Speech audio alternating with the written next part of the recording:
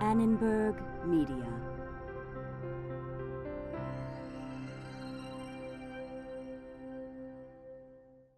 With additional support from EQUICOR Equitable HCA Corporation, the Good Listening Employee Benefits Company.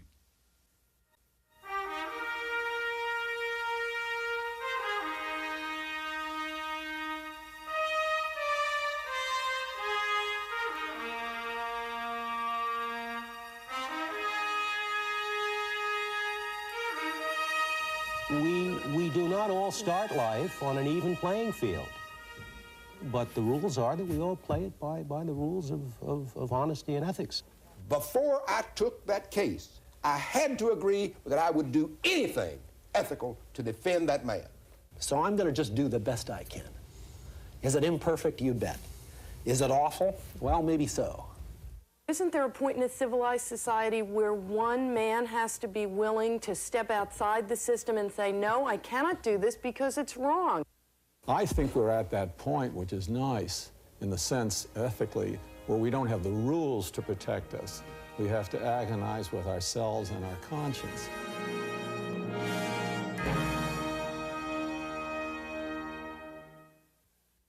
On one of our first programs on the Constitution, Supreme Court Justice Potter Stewart gently scolded me, saying, "The trouble with your profession, journalism, is that you're all confused about what you have a right to do under the Constitution and the right thing to do."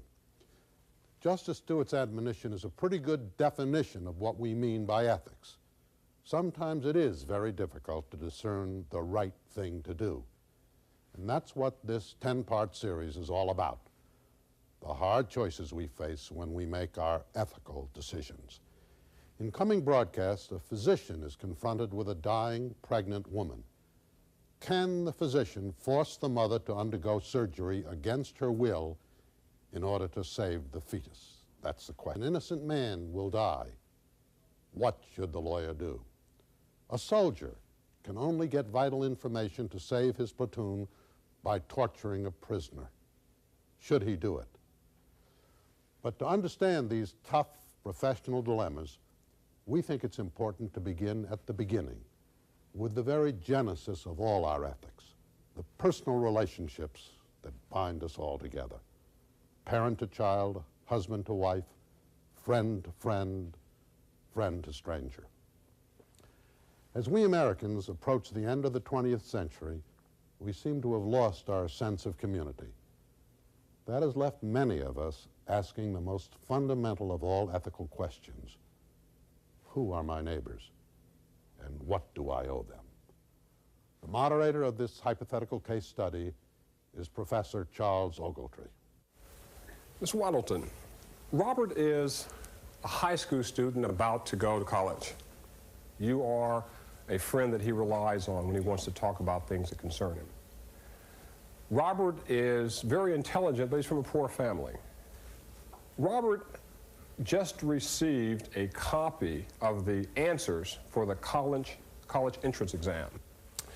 And he received those answers because a friend of his obtained a copy illegally, sold it to some other kids, but gave Robert a copy free. He's taken the test, and now he's a little concerned about reporting the scores. As his friend and confidant, what do you say to Robert when he comes to you for advice? I say to him that he is in a very difficult predicament. Obviously, he's coming to me for advice because he is conflicted about something that he has done. And I think I'd probably explore with him what he thinks ought to be done about what he has done. Well, let's explore it. Robert, what led you to try to get the answers before you took the test? I've worked hard all my life, and I've always wanted to go to Harvard. And I think I deserve to go to Harvard.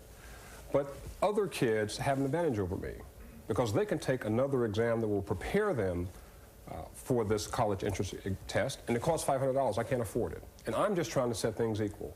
It certainly is dishonest. Would you not agree? Who are you concerned about? Are you concerned about me? I'm very concerned about you, and that is why I'm very deeply concerned about the actions that you have taken.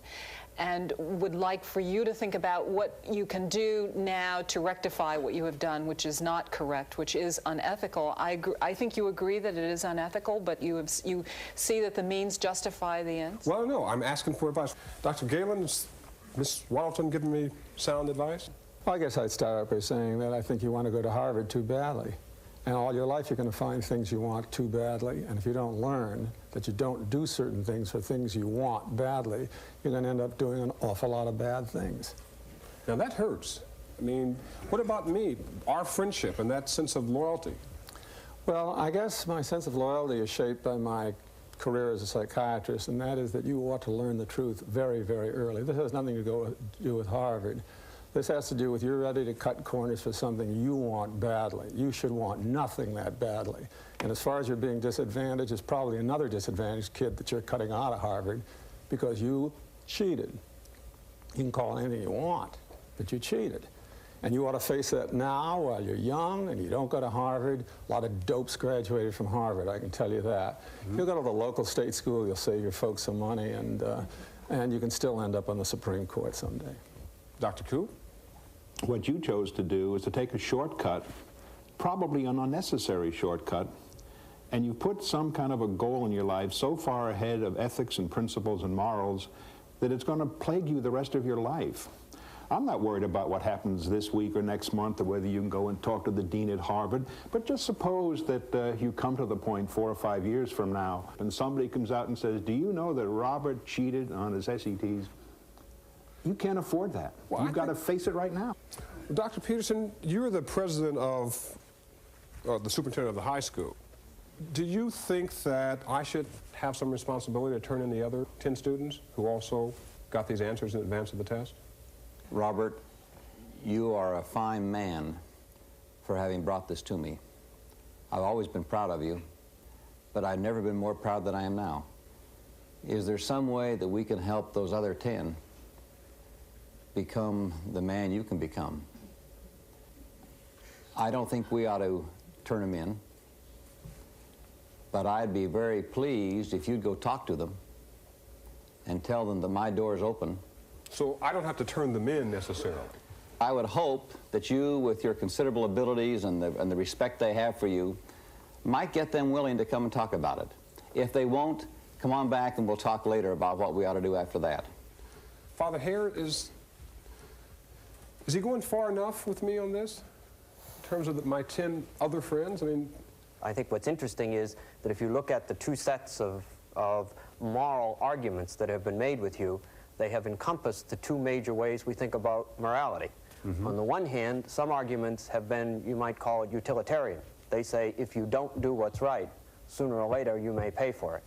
Another set of arguments is you ought to do what's right because of the impact it has on you as a person. So we've now brought together the two major ways that we think about right and wrong and say, in this case, you are bound by both. Now, that's a lot to absorb for a 17-year-old. We then want to take the next step and say that ethics is never just about persons, it is always about society. I hope you come away with a sense that there is a set of social bonds that bind us together that can be injured by cheating. But I don't know that I'd place on you the obligation to solve the larger social question. okay. Ms. Ellaby, should I turn in the other 10 students? No, I don't think you should turn in the other students. But I would also tell you that there is a third reason, apart from what this might do to you down the line, unless, of course, you intend to have a career in politics, in which case it's probably very common, or as history has shown it to be. Or what it might do to your soul, if you will. There is a third part, and that is the fact that as a society we have come to the conclusion that cheating is wrong. And you cannot give without expecting to get back what you have given. And if you are not willing to give honesty, you cannot expect to get it. You cannot expect to get it from your politicians, from your co-workers, from your family. And that alone has to make you know that what you have done is you have cheated, and you must do something about that. Dr. Galen, is that right? Don't turn in the friends? Isn't that harmful to the community? I think you have a point. It does seem strange for ethics to just be involved with our own personal conscience and our own personal life, since we are political creatures, as Aristotle says. You destroy the community, we'll all shrivel on the vine. So I think you sense something. I guess what most of us are saying to you is it's a big burden at 17. And the crime isn't quite that heinous a crime. There are times in which I would say, you better just turn them in. Cheating on the exams, I guess, would be the borderline, one of the borderlines. But I wouldn't put that burden on you now. Okay. Justice Scalia, how would you advise Robert to handle this problem? Well, first of all, Robert, I'm not at all impressed by the fact that, that you didn't have the $500. I mean... Why not? Well, I mean, that argument would justify your going out and stealing the $500. You could have done it that way. In fact, that probably would have been a better way to do it, because then it'd be a lot easier to get you out of this problem. You could just, you know, pay back the $500 from wherever you stole it. It's very hard to pay back the cheated exam. But you wouldn't have thought of stealing the $500, would you, Robert? No, I don't think so. I don't. Well, so therefore, the mere fact that you don't have the $500 and somebody else does doesn't allow you to make things even, right? Does that mean that life is just, you play the cards you dealt? Yeah. There are other people who have the $5,000 but don't have the brains. Now, are they as justified as in cheating as you are? They could make the same argument. Look at these people, you know, I was born with money, but they were born with brains. I got to even things up. The way I'll do it is I'll cheat in the exam. I mean, you know, we do not all start life on an even playing field. But the rules are that we all play it by the rules of honesty and ethics. Now, what you do about the other 10, I was asking myself, I don't think you should turn them in. I don't know why. I think I have an obligation to rectify a discernible deprivation of something, taking from someone else of something that that person was entitled to. I don't know whom you identify as the victim of the cheating. Father Hare, is this advice I'm getting from Justice Scalia a distinction without a difference? No, I think that in the beginning of the conversation, you were trying to deal with the lottery of life by breaking the rules. I think there's a lottery of life that is not fair. We then try and set up rules of fairness to govern relationships within a lottery that's unfair. Part of what people have been saying is that it's an enormously valuable lesson for you to learn to play by the rules within an unfair lottery. Justice Scalia, you're my father, and I come to you to have this conversation. Once again, I don't know whom you recompense. There's no identifiable victim that I can tell you to go and make amends to. Is that what you'd advise me? I'd advise you to retake the exam and use your second score in future applications. Now, that may mean you'll have to be out of college for half a year when you'd rather be there, but that's the price of your folly. Well, Dad, as you said, I'm getting older and I should be more responsible. I'm going to disregard that advice. I'm going to use the scores. And this is one mistake I've made, and I'm aware of it. And I'm working my way through it. But they're giving you a scholarship, are they? Yeah. Yes. Right. Exactly. You mean this check is no good? Are you going to turn me in?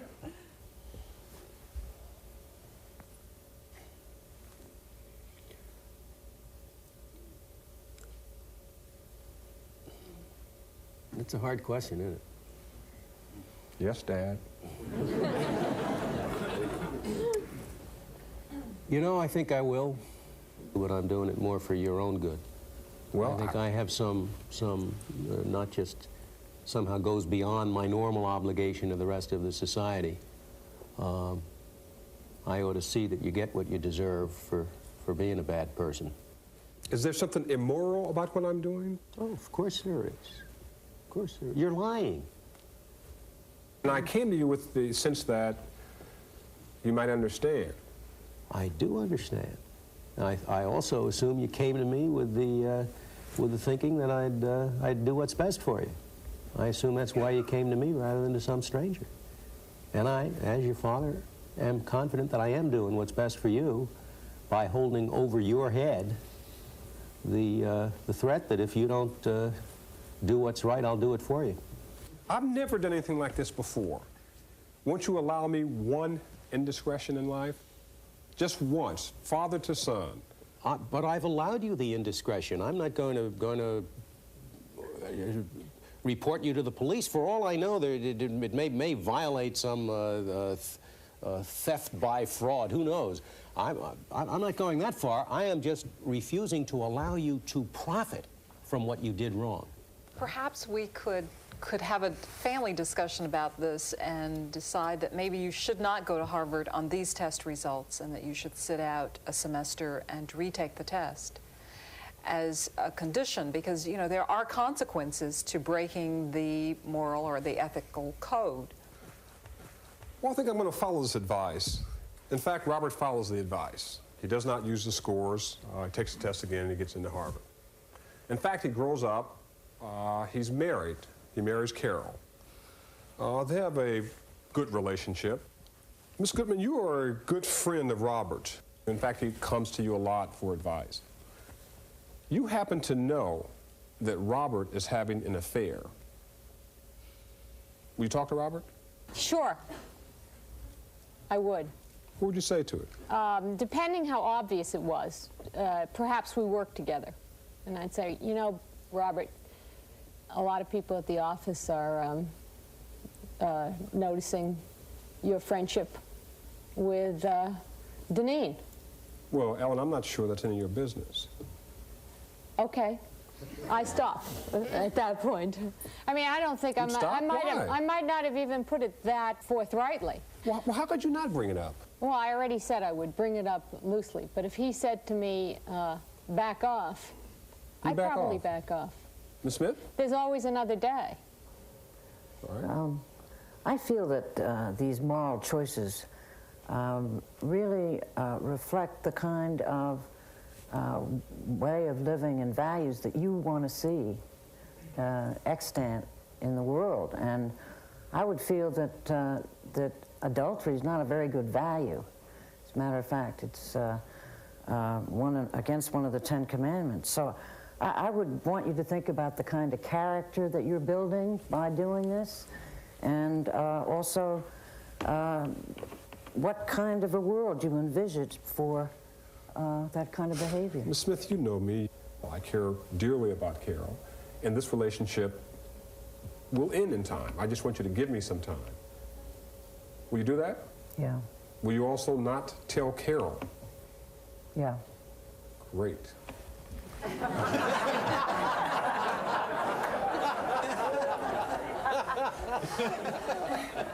Miss Quinlan, did you talk to Robert? Yeah. Let's talk. Listen, honey. I think a lot of people are talking about you and Deneen. Maybe none of my business, but let me tell you, if I've noticed it, other people have noticed it, and the other people who have noticed it may do what I wouldn't do, and that's that they're going to tell your wife. So if you value your marriage, I'd suggest that you stop this right now. Well, you're not going to tell Carol. I'm not going to tell Carol. Okay. So I'm putting you on notice, but I don't want to be unnecessarily hurtful. And maybe it will blow over very quickly, at which point it wouldn't serve any purpose to tell Carol, necessarily. But I want to put you on notice. You're my friend. You deserve that from me. I assume I don't break off the affair. Is there anyone here willing to talk to Carol? No. Anyone do that? Why? Ms. Walton? Why would we want to talk to your wife? Doesn't she have a right to know that her husband is being disloyal? Not through my sharing that with her. And I don't know that she has a right to know that her husband is being disloyal. It seems to me that these are very private matters between individuals, and I don't know the basis on which one would butt into the private affairs of their friends. But it's wrong. Isn't it wrong? It may be wrong, but I don't see myself as a savior to go around cleaning up the world of all wrong.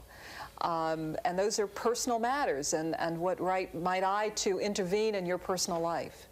I'll tell you what I won't do, though, Robert, if I am your friend and Carol's friend, I won't be sitting down at your dinner table anymore. I will not put myself in the position of having to choose if I know about your infidelity, whether you told me or whether I found out. And if I am equally good friends with Carol, all I can do is to step out of this friendship. Isn't that a cop-out? Isn't that a cop-out? Why No, will it's no not. one go to Carol and say, Carol, you have a right to know that your husband is abusing the marital relationship? Are you certain she has a right to know?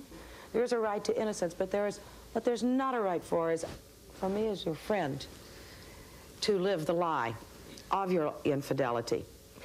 And I must say, Robert, as long as we're on the subject, after what you did at Harvard and now this, I'm almost positive you're running for office.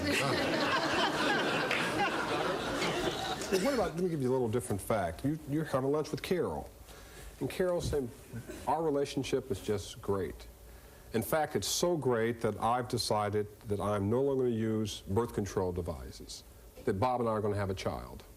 You're moving closer to a border that we all, I think, make on our ethical issues. There's the first and the simplest of doing no harm, and then there's the whole other thing of doing good.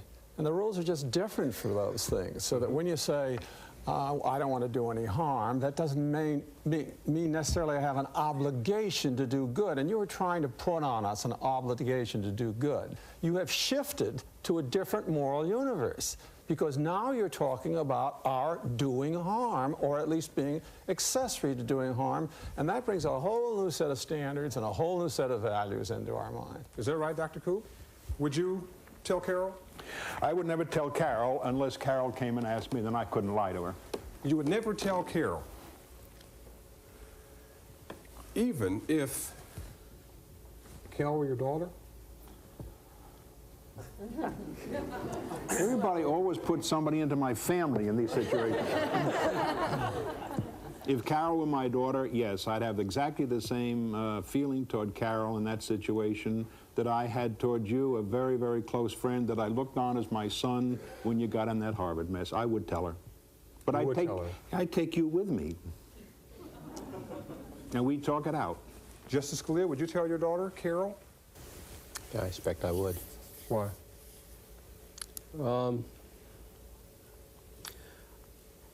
I think that there are all sorts of concentric circles around us as individuals, and there are some people to whom we have a greater obligation than to others.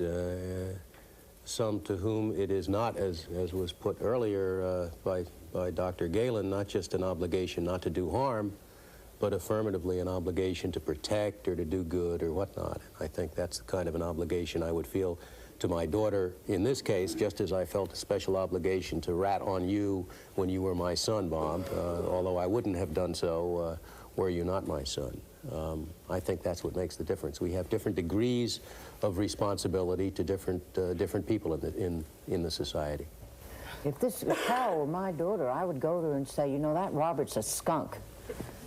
And he's been showing himself to be one right from that day that he took those test results and copied them. And you ought to get out of this relationship as soon as possible. You wouldn't hesitate? No, not if she were my daughter. I'm not sure that it might not be a good idea for me to go to Robert and say, you know, I have come into the knowledge of this. I'm very disturbed about it.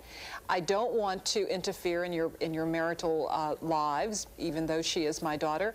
And I think you really ought to know that you're threatening the well-being. I mean, just to disclose it doesn't mean that it's good, or that, for that matter, it would be constructive.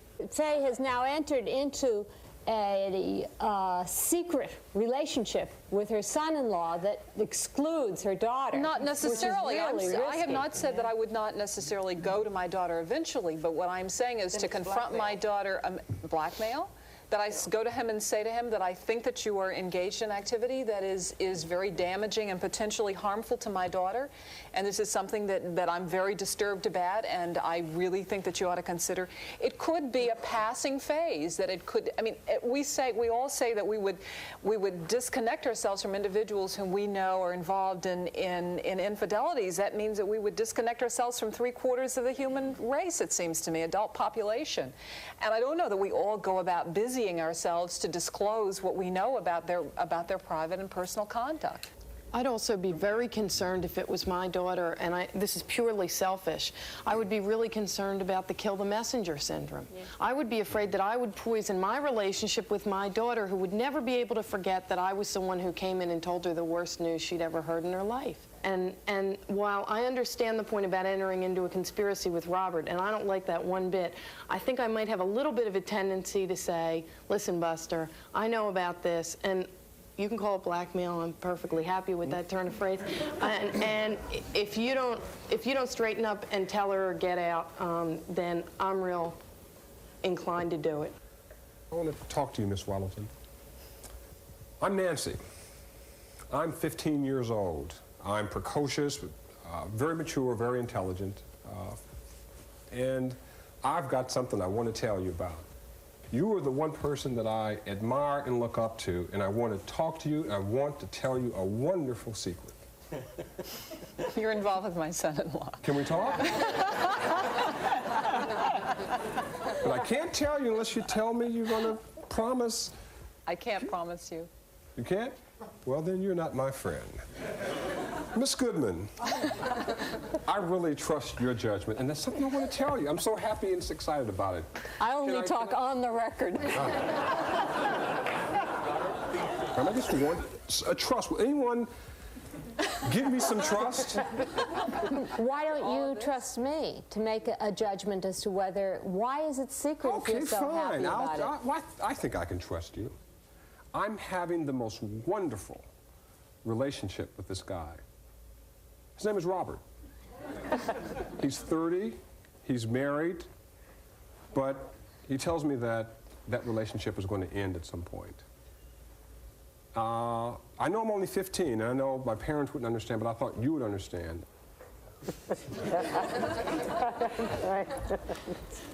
Grown. I think I would start this conversation by hopefully not exhibiting the degree of anxiety that I feel, and I would try to do a little bit of fact-finding. Wait, anxiety? I just told you that I'm in love. Yes. What's the anxiety? You should be delighted. Love and anxiety are not mutually exclusive. I would advise you very strongly to talk to your own parents and to stop having this relationship with Robert. Well, I came to you with the hope that you would understand my dilemma. I didn't expect you to ask me to talk to my parents. I chose not to go to my parents because I know they won't understand. I thought that you would. But you've already now described it as a dilemma. When you first came in here, you said it was just a happy, problem-free association. Why is everybody taking a 15-year-old girl? So why are you so afraid of this 15-year-old? Just because she manipulates you by telling you that she trusts you, which she no doubt does. I don't feel what I'm trying to do. Well, why are you so afraid of her? Why don't you say to her, listen, punk, you don't know what the hell you're doing. Because that ends the conversation. That's right. Excuse me, please. I now have to get on the phone to my friend Robert and tell him that if he doesn't leave you alone, I'm going to call the cops. Well, I think what are we pussyfooting around with this 15-year-old kid for? My God. Well, I don't agree that I'm pussyfooting around. What I'm trying to do at the moment is not sever the conversation to the extent where the 15-year-old hits the road and I have no further impact or conversation with this kid.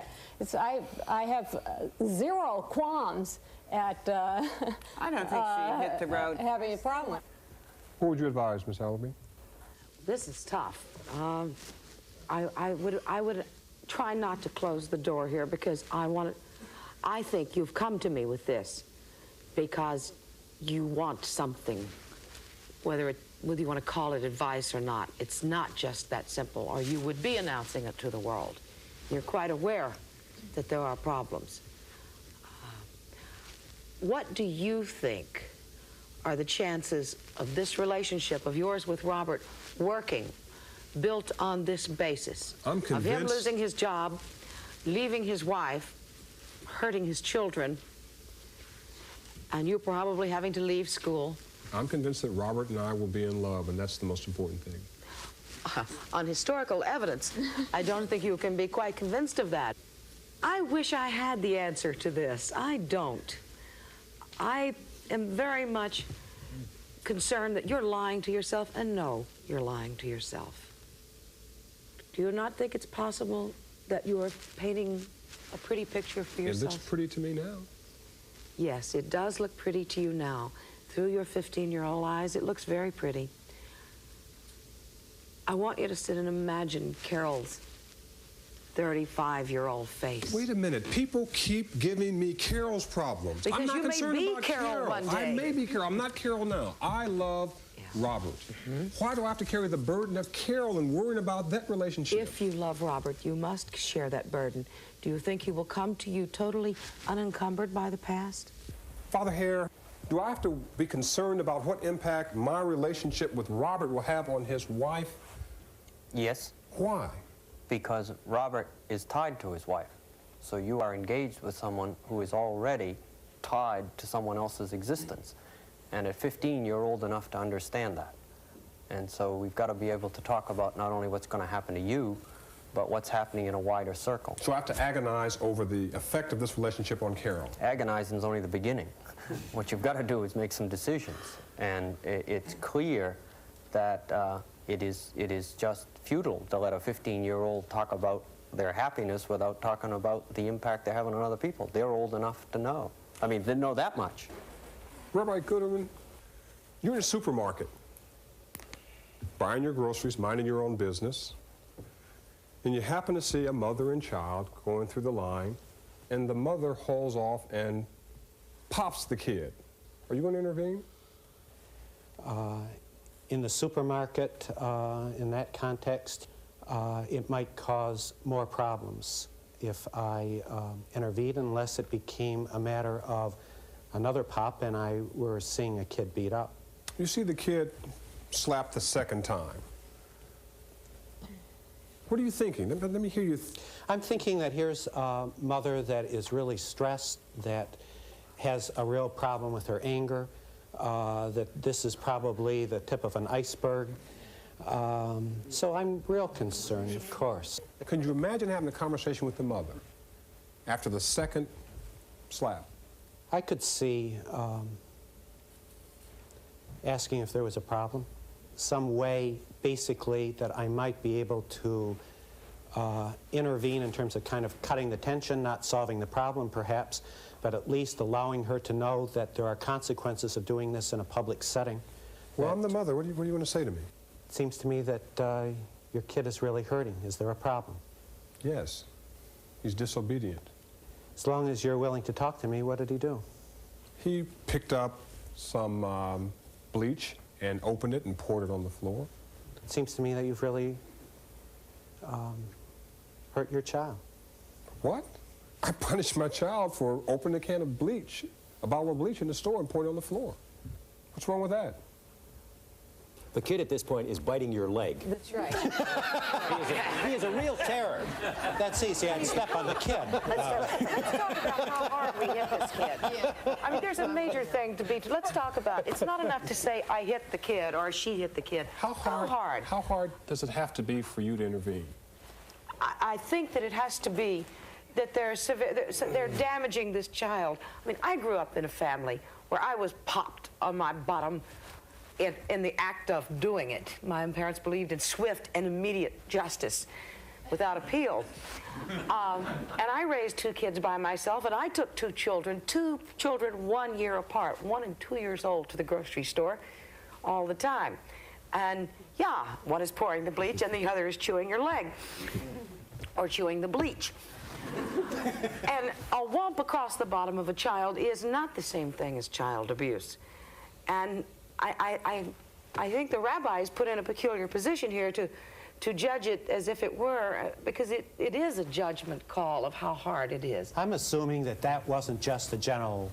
We're talking about. It's general is not what I had in mind. It's one that you heard and one that you responded to.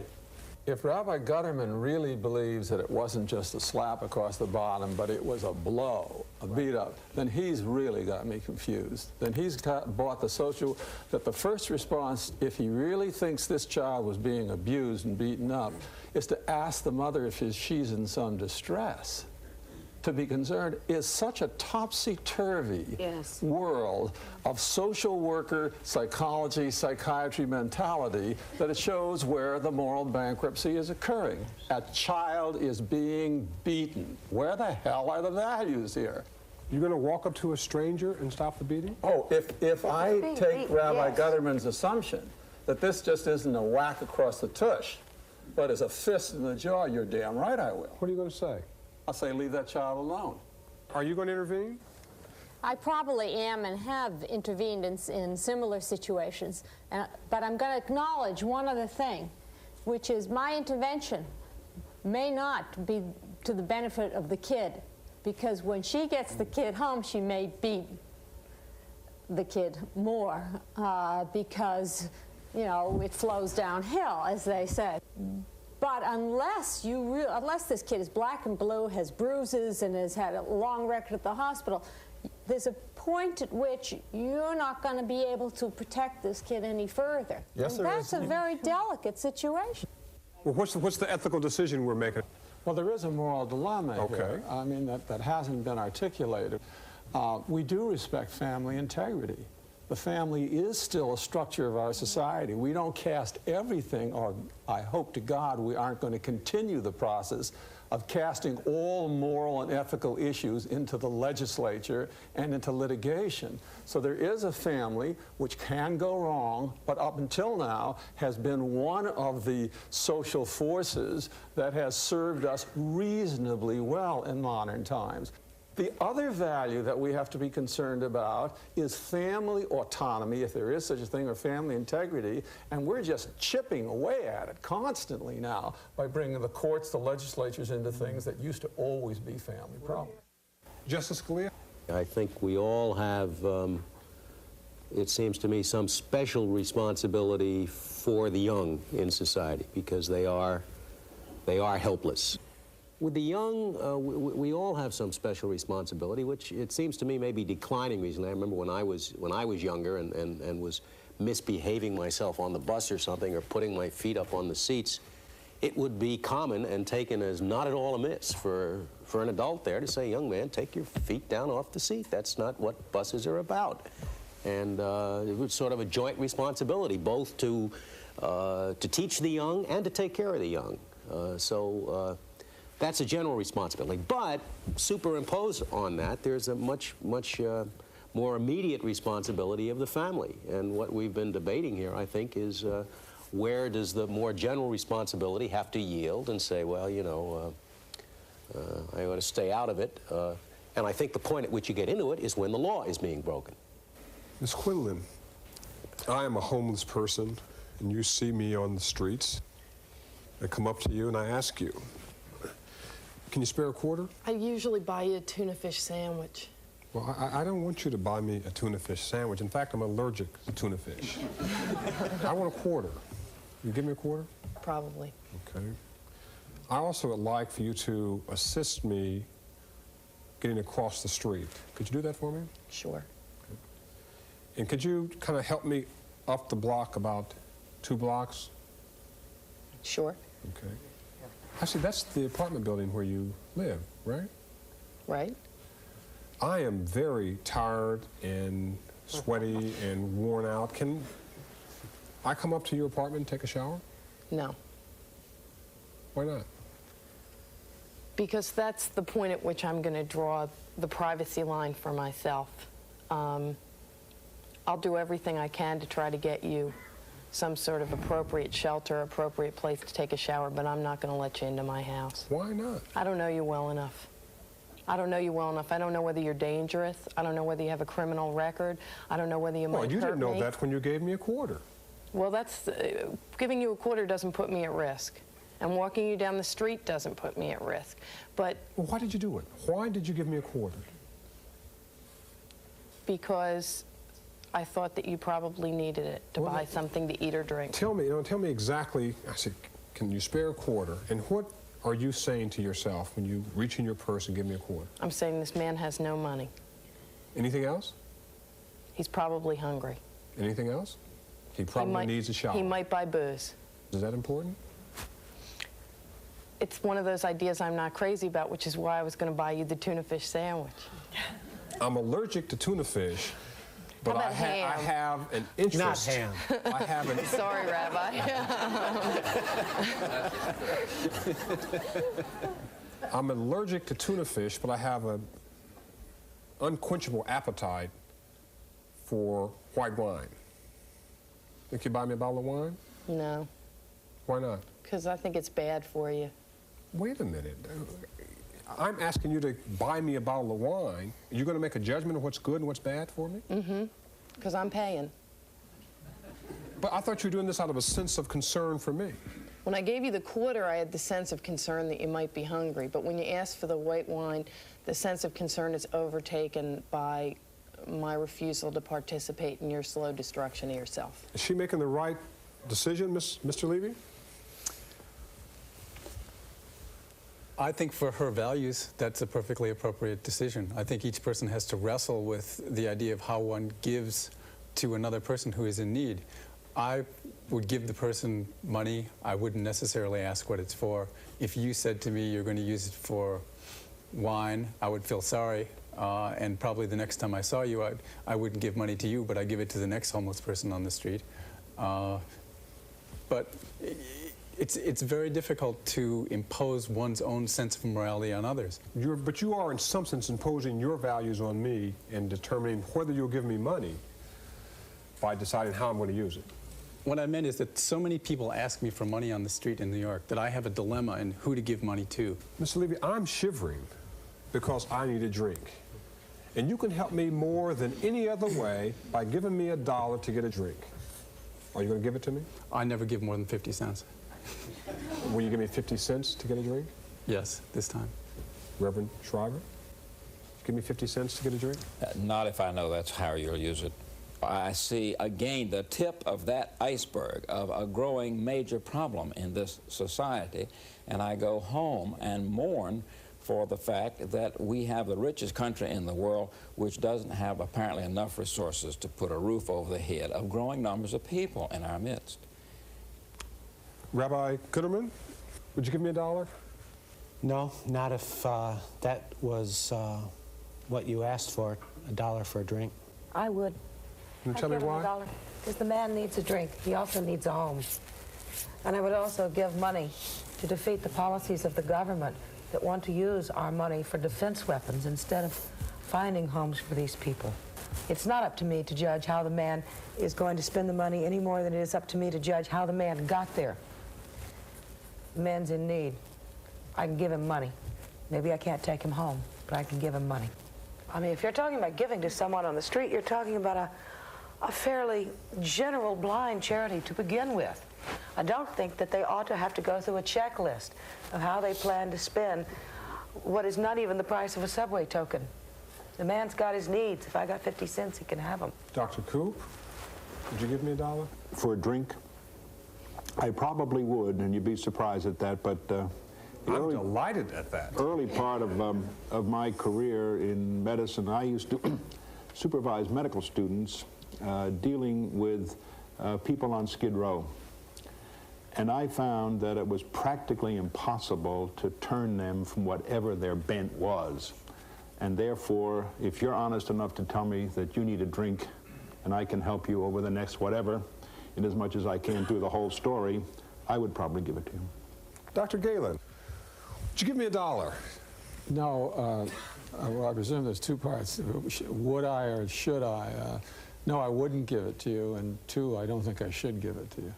Why not? I don't give it. I don't give it because I guess it's the last vestige of my Marxist pre-pubescence, in which we were taught not to give private charities because it tended to encourage societal ignoring of problems. Why should I give you $1? How do I know? What do you need it for? Because I'm hungry, because I need a drink. Well, I don't know. I don't have a place to live.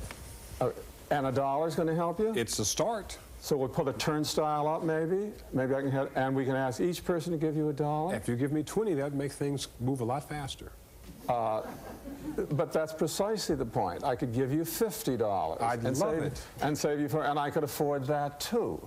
The question is, I mean, I don't know what you need. I don't know whether you need food, a drink, psychotherapy, a home, all of the above, maybe insulin, that you're diabetic. I don't know. You're not going to give it to me under any circumstances? Under no circumstances do I give the $1 to the hustlers. And every day, even now, it doesn't mean that if I found someone shivering in the street, lying without a blanket, I might not do more. But you're talking about the street person who comes up to you and asks for $1. I don't know what is served except a cheap service to my conscience. I got another code which says to me that if someone asks, you give. And that's based on a principle that I get out of my own faith. And if a man is hungry, a woman is hungry, shivering, cold, or needs a drink, I will give. And I will give what I can. If I have $1, I will give $1. And if I have $10, I will give 10. Would he behave differently if the person asking for the $1 was 7 years old? I would want to know the same thing from the 7-year-old as the 60-year-old or the 30-year-old. I haven't eaten for 3 days. I want to know what they're doing in the street. To give a 7-year-old $1, you can't even buy a bologna sandwich. But he's asking the wrong question. To give the $1 or the $10 and then walk away feeling he's done some service seems to me begging the major issue of what's a 7-year-old doing on the street? What's a homeless person doing there? And it's all of us giving our dollars and our quarters and our thises and our that make us go home and sleep nights. Yeah, but the 7-year-old can't eat the major issue. The 7-year-old can eat a box of Special K if you give him the money. I agree with Dr. Galen. The larger question is, do we change the society and make an investment? I don't know that that 7-year-old child doesn't have a perfectly fine home and doesn't have food to eat, that may simply want to go out and panhandle. Or whether we have a society that assures a decent living and a decent standard for all of its citizens. But you're willing to... I don't see that there's any contradiction between the idea that society undertakes certain obligations to look after its members who cannot look after themselves for one reason or another, and private charity. I think, Dr. Galen, it is time for you to give up your prepubescent Marxist notion. I remember it very well from my own prepubescence, the idea that private charity is somehow bad news. I think the loss of the notion of people actually, you, a living person, handing over something of substance to him, another living person, the loss of this idea is a terrible loss. Is that your definition of private charity? Handing over a buck, or to take Mr. Levy, maybe he doesn't earn that much, 50 it was the excuse, to the hungry person next to you? It was the excuse you gave for not giving money, you said, because charity is in principle, a bad idea. No, I did not say that. There's all sorts of private charities to which I give time, money, and effort. I find the quick buck on the street serves the vanities and the needs of the bourgeois person who's walking down the street and doesn't solve a damn thing except allows you to go home at night and say how swell you are, as compared with Dr. Galen, who's a stingy miser and is not giving anything to private In this charity. day and age, it saves lives. Now, you got to hear what I'm saying to you. I'm telling you that it saves lives. Well, it may not save a lot, it may not save as many as we want, but it saves lives. It prevents homes from being vandalized, but it also does more than that. It also causes us to recognize that there is some sense in each one of us being challenged to do something ourselves and not ask the person to whom we give, what are you going to do with the money, but asking those who have so much, how is it that I got so much of this and this person doesn't have any? Well, I can tell you one about your life saving. I was at the station on 125th Street from which I commute. A 17 or 18-year-old boy who's a regular there came up to me and asked me for his usual $1. I didn't give it. He went up to about a 62-year-old woman, probably a cleaning woman, and he said to her, "Give me a couple of bucks." And she opened up her purse and she gave him a couple of bucks. That's right. And then she started shaking and getting teary and said, "You'd think a boy that age could get a job somewhere." And I said, "Why did you give the money? Why did you give the money?" She said, "Sure, you don't have to give the money. You're white and you're big, etc. But I'm afraid if you weren't here and I didn't give the money, he'd push me off the platform, he'd take it." So you're saying, if I understand your ethical philosophy, give the money so the boy doesn't push her off the platform? Exactly. Is that your moral message? Give the money so the boy doesn't push her off the platform, because, and if she recognizes that if she hadn't given the money, and even in the midst of giving the money, she may have been pushed off the platform. But there is something that I can do immediately until I run out of money. But we're also asking too much of this problem. Because we cannot immediately solve all national problems of poverty, we feel paralyzed. And it strikes me that it's good for us on occasion to do things which are not cost efficient, which are not even guaranteed effective, but somehow express commonality. There are people who will fall through the cracks otherwise, who without our individual help on the street won't live, simply won't live.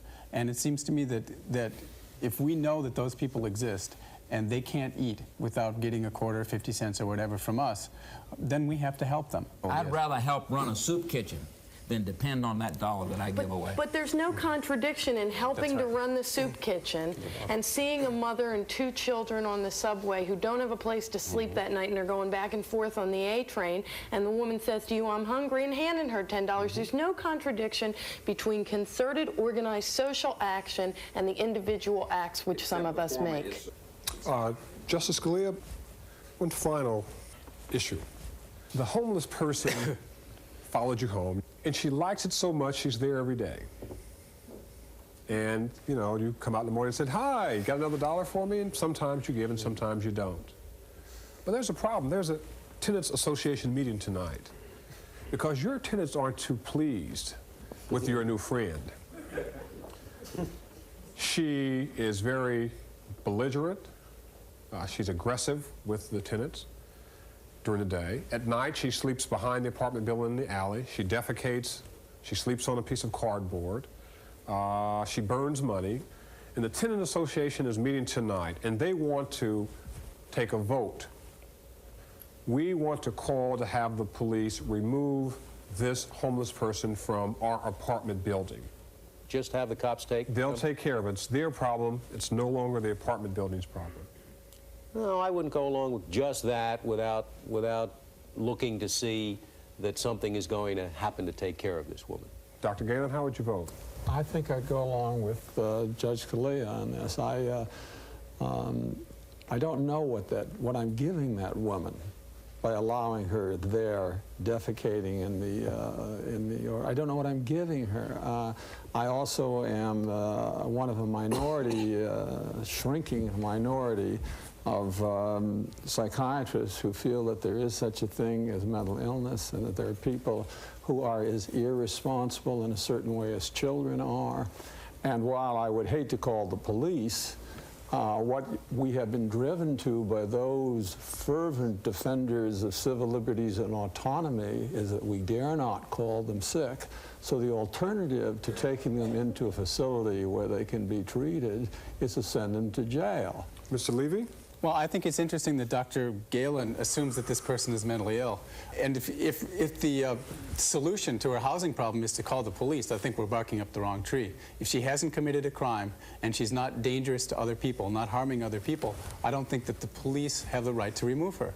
She's a blight to the neighborhood. We are saying it's uncomfortable for us to have to walk by and deal with her every day asking for money. Well, it should be uncomfortable to us. But we shouldn't try to hide our social problems in jails or in mental hospitals. But is she schizophrenic? Is it not? Have you not considered the possibility that she is? If it's not proper to put them in hospitals, I don't know what it is proper to do with them. But don't we have 2 questions here? First, when society can permissibly intervene to take someone off the street? And I would draw the line at when someone either commits a crime or is dangerous. And secondly, how can we help that person? And the way to help that person so far has not been to lock people up in mental hospitals, because often there aren't places for them to go afterwards. But you were prepared to protect the infant. Why won't you protect the infantile, regressed adult? I never claimed all of them were sick. I will allow that some. I will tell you my biases is that most. Why is it that you would prefer their freezing to death in the streets? If she is in medical danger, yes, you can do something about her. But I don't think we should automatically assume that anyone who lives on the street is crazy. In fact, many homeless people think that to live in the city shelters in some cities is crazy. The problem is that they don't have reasonable alternatives. Father Hare, have we established any kind of set of ethical priorities in making these decisions? I don't know that they're easily summarized. I think in every case you played out all afternoon, there was a presumption of a bond among the actors. I think there were, all the way running through was a sense that you neither want to try to institutionalize every moral responsibility we have, nor do we want to leave the whole world an open space where people come to recognize their moral responsibilities or don't do anything. That the middle ground we're trying to find is the place at which you can institutionalize those responsibilities that basically I would call public order. But then beyond that minimal public order, you really are dependent upon trying to shape people's moral responsibilities so they will respond to human needs when they don't have to by law, but when they ought to by moral responsibility. And in that kind of society, I think you've hit the balance between public and private that you'd like. Hubert Humphrey once said that the ethical test of a society is how it treats those who are in the dawn of life, the children, those who are in the twilight of life, the aged, and those who are in the shadows of life, the sick and the needy, and we could add, the homeless.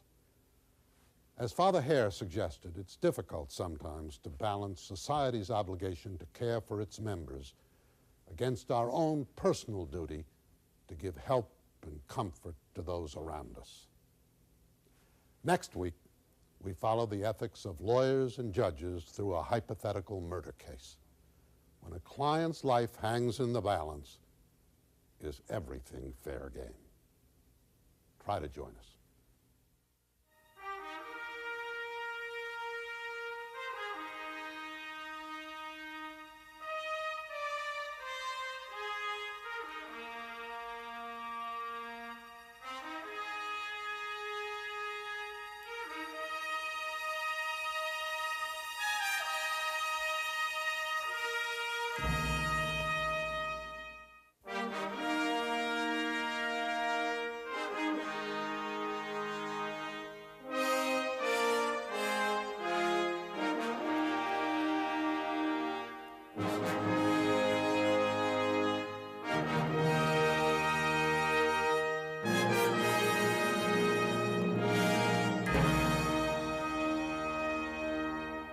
This has been a production of Columbia University Seminars on Media and Society in association with WNET, New York. Columbia University Seminars on Media and Society is solely responsible for the content of this program. With additional support from EQUICOR Equitable HCA Corporation, the Good Listening Employee Benefits Company.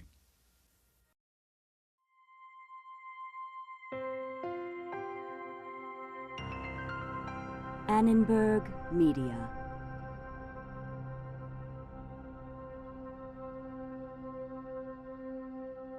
For information about this and other Anneberg Media programs, call 1-800-LEARNER and visit us at www.learner.org.